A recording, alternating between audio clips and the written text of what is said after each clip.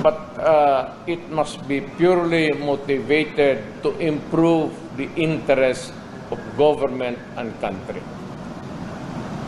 It will never be used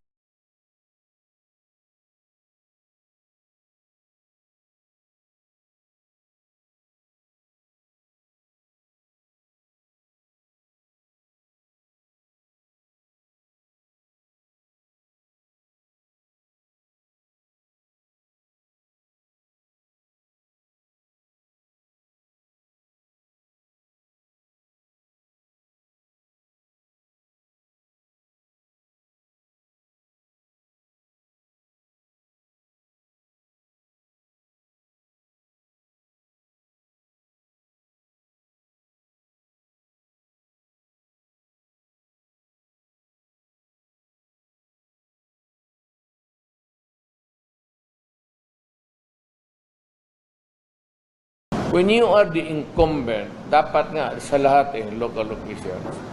Alam mo kasi, you should be allowed to resign 6 months before, precisely to deter you from using the resources of government to fund your candidacy. Governor man, mayor, alam mo na, you will have a lot of advantage if you do that.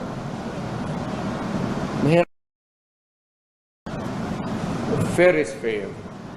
Wala naman tayong ano dyan, but this is the democracy.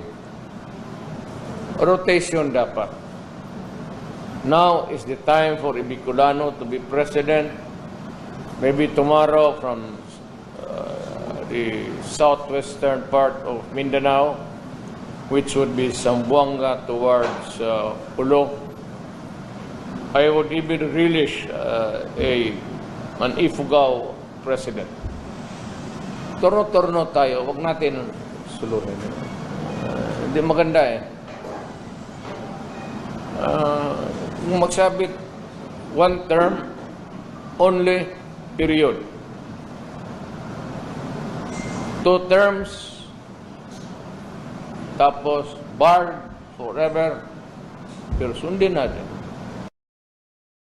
Tayo na ilagay sa posisyon natin ngayon, yung batas na yun should bind us.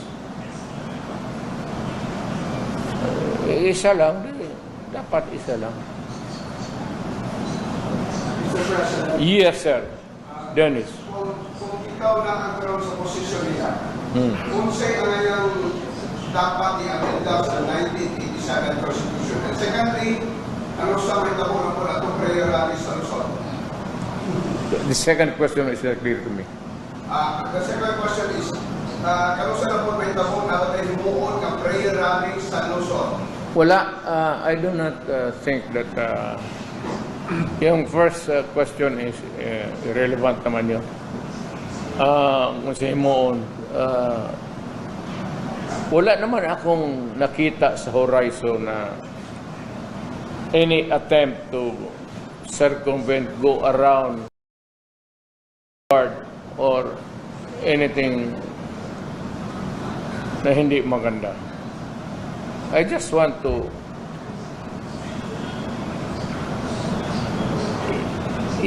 we live on our time. Kung saan tayo dinatngan ng swerte natin sa buhay, ng Constitution, and your destiny, nandyan lang tayo. Because this is what a democracy. Do not tinker cyclic movement of a democratic state.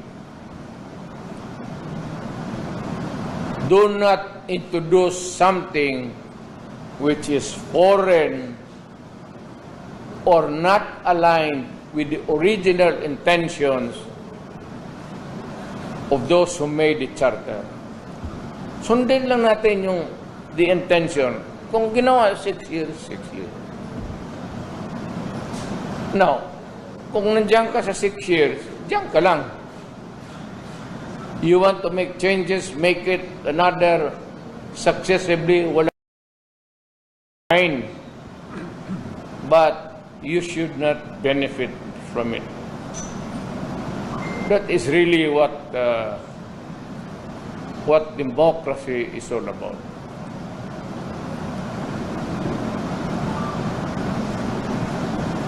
Yes, Kaduwaya.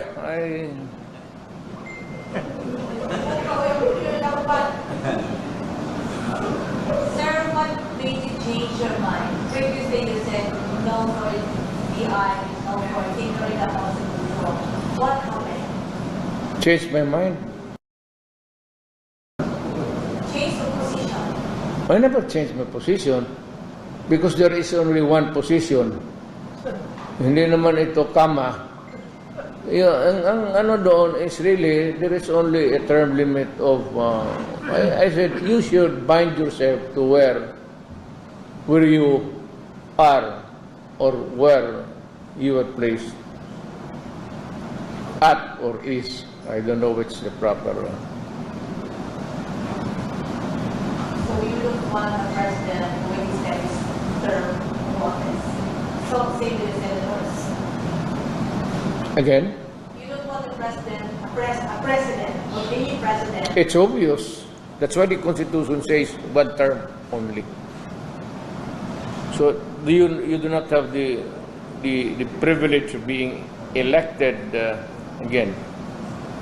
You just follow the intent ng gumawa ng ating Constitution. In other words, do not, I mean, Good. Mayor, they are saying after the Cebu prayer rally, it changed a lot in terms of perspective vis-a-vis the people's initiative and the constitutional discussion per se. Why?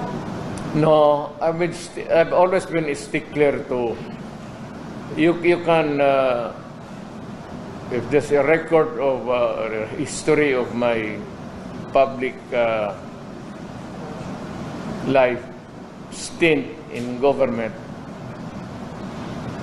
I've always been consistent. Ayaw ko yung, I never crave for any other than what is given to me by law at that time. Wala akong,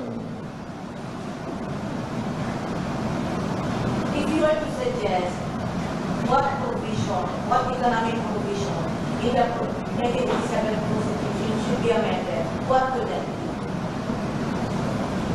I don't care if you make the economics libro dyan sa,